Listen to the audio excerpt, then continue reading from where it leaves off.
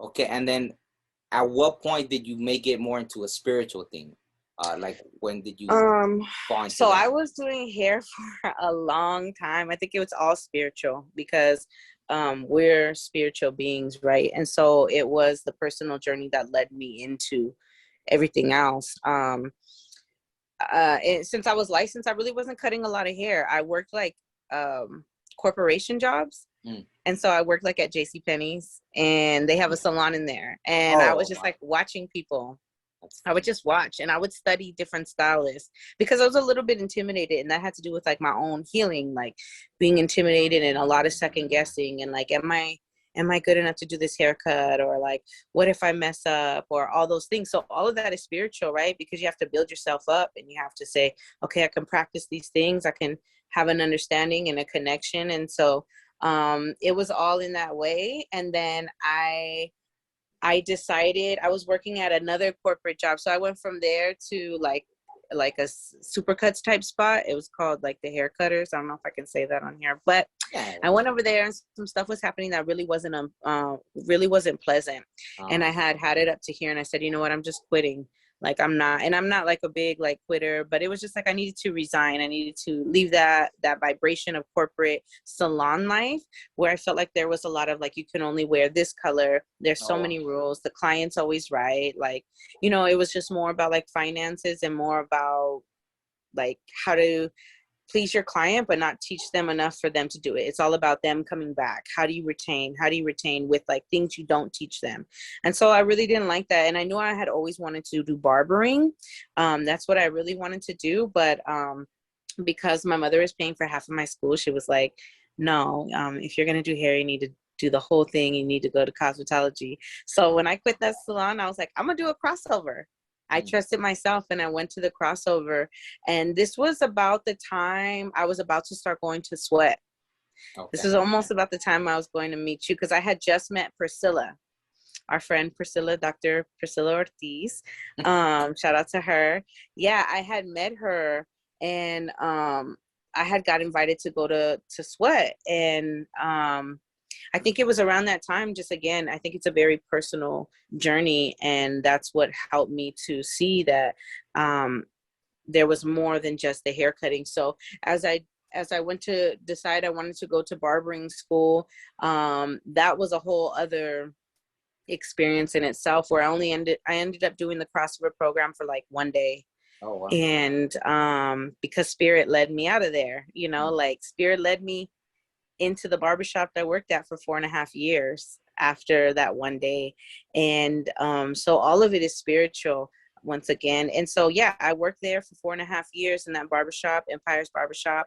Um, um, and it was there that I realized that people were dealing with a large amount of stress, particularly my people, brown people, right? Brown and black people, our communities, and people. Um, since I was working in the barbershop, it was a lot of folks stopping on their way home, particularly, again, cis men of color.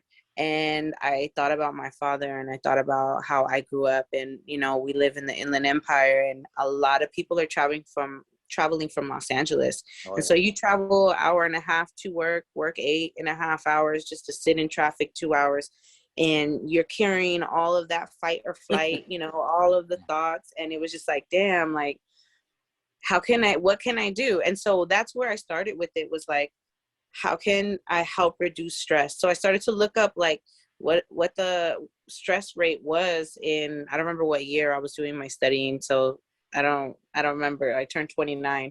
And anyway, so I saw that was the leading causes of all of our people's illnesses and disease, was heart attacks, strokes, high blood pressure, all of these things that have a chain reaction to our families, to ourselves, to the way that we move throughout this, land. And so I started with just doing hot towels. I started doing things like just who I was, putting, my prayers when I come in, checking myself, having plants at my station, and then just like doing the hot towels, and doing like mini massages, like little temple massage.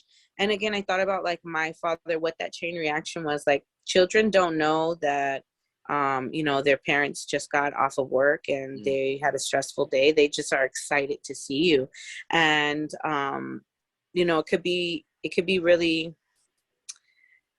I don't want to say damaging, but it can really leave an effect on a child when they're very excited to see their heroes, their people they love, that they look up to. And it's just like, give me 5 minutes. Give me 5 minutes. And, or like, you know, I just got, like, you can see the unpresentness because they're still trying to unwind. And so there was a bridge that I could provide a service to before people went home. A lot of them came to the barbershop. And so if I could help relax them before they went home, they could be better selves. They could be better partners, better parents, better siblings, you know, whatever that looks like, better employees or self-employed, have clarity to go about, you know, their day in a good way. So yeah, that's how it happened. Yeah, got the song right here I want to sing for you. I hope you get the message. Listen up. No more, no more, no more. No more, no more, no more. No more, no more, no more. No more, no more, no more. No more, no more, no more. No more, no more, no more. No more, no more, no more.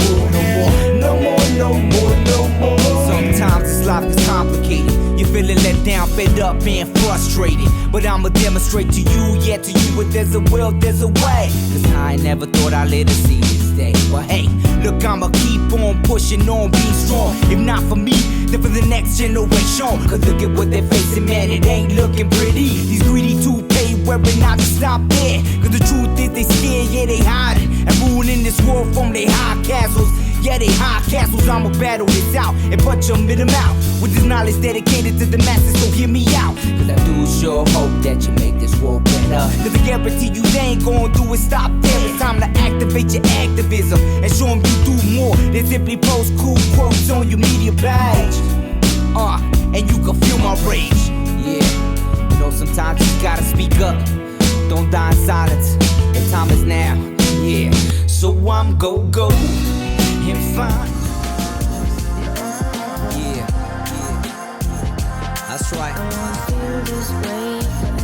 Yeah, sometimes you just feeling it, you know what I'm saying? You just feeling it.